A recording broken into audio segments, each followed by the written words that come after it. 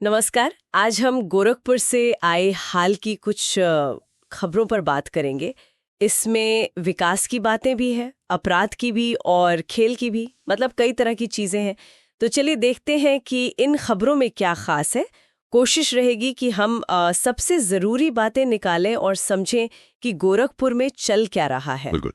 ये खबरें मिलकर शहर की एक मिलीजुली तस्वीर पेश करती हैं। कुछ अच्छी उपलब्धियां हैं तो कुछ चिंताजनक घटनाएं भी। देखते हैं कि ये सब क्या इशारा करती हैं। तो शुरुआत एक अच्छी खबर से करते हैं। स्वच्छता सर्वेक्षण 2024 में गोरखपुर का प्रदर्शन काफी अच्छा रहा है। हाँ, मैंने भी पढ़ा।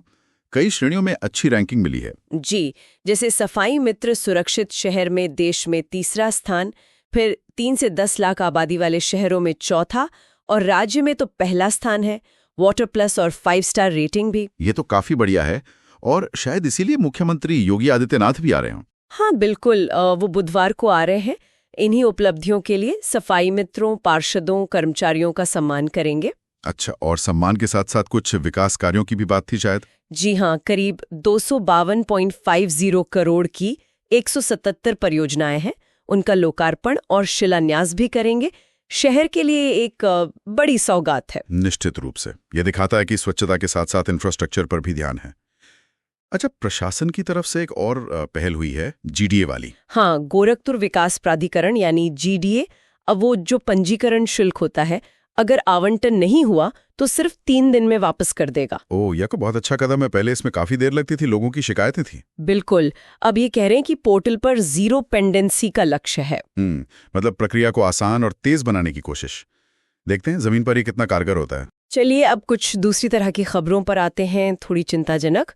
कांग्रेस कार्यकर्ता हैं आलोक शुक्ल, उन पर पार्टी ऑफिस के सामने ही हमला हो गया। ओह, ये तो गंभीर बात है। हाँ, और इसमें एक पेच ये है कि हमले से ठीक एक दिन पहले पार्टी के ही एक पूर्व पदाधिकारी सच्चिदानंद तिवारी, उन्होंने आलोक पर मारपीट का आरोप लगाते हुए एफआईआर दर्ज कराई थी। अच्छा, मतलब ये आपसी रंजिश या पार्टी के अंदर की कोई खींचतान लगती है। हो सकता है। खबरों में है कि एक कथित वीडियो भी वायरल हो रहा है। तो पुलिस सब तहरीर के आधार पर जांच कर रही होगी। मामला तो उलझा हुआ लगता है। हाँ, एक और दुखद घटना है बेलीपार इलाके से। वहां पारिवारिक कहासुनी हुई और भतीजे ने चाचा पर चाकू से हमला कर दिया। अरे बाप रे। जी, और चाचा की मौत हो गई। बालकृष्ण प्रसाद नाम था उनका। ये बहुत दुखद है। छोटे छोटे झगड़े इतना भयानक रूप ले लेते हैं कभी कभी। पुलिस ने आरोपी को पकड़ लिया। हाँ, खबर के मुताबिक आरोपी रितेश हिरासत में है।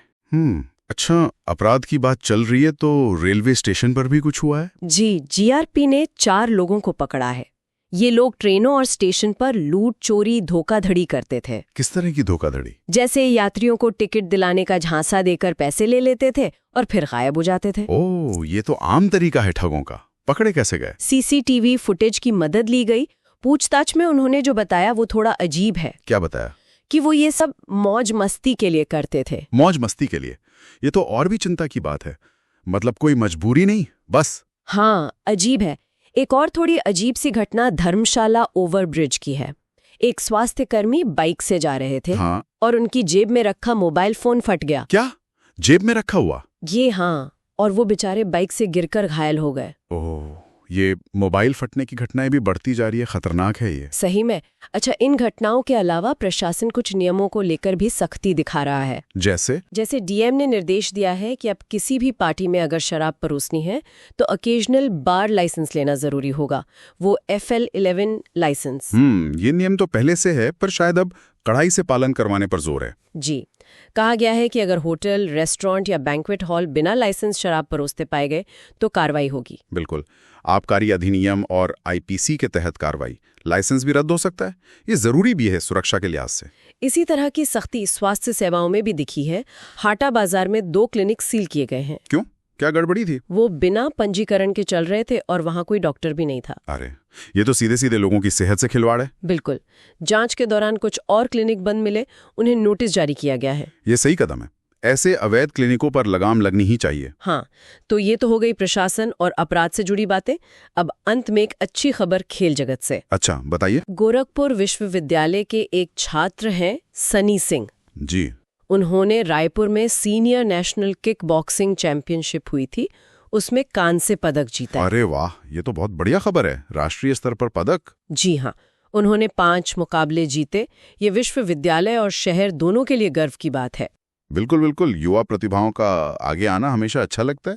बहुत मुबारकबाद सन्नी को। तो कुल मिलाकर देखें तो गोरखपुर से जो खबरें आई हैं वो एक मिलीजुली तस्वीर पेश कर रही हैं। एक तरफ शहर विकास कर रहा है, स्वच्छता में नाम कमा रहा है, खेल में उपलब्धि हासिल कर रहा है। हाँ, और दूसरी तरफ अपराध की घटनाएं भी हैं, चाहे वो आपसी रंजिश हो, ठगी हो या फिर दुखद पारिवारिक विवाद। साथ ही प्रशासन नियमों को लेकर सख्ती भी बरत रहा है। सही कहा, ये सब एक साथ हो रहा है, विकास भी, चुनौतियां भी। हाँ, ये अक्सर विकासशील शहरों में देखने को मिलता है। अवसर बढ़ते हैं लेकिन साथ में कुछ समस्याएं भी उभरती हैं। ये एक जटिल प्रक्रिया है। यहाँ एक सवाल मन में आता है, जब कोई शहर इतनी तेजी से आगे बढ़ता है तो क्या ये जरूरी है कि अच्छी और बुरी दोनों तरह की घटनाएं साथ साथ बढ़ें?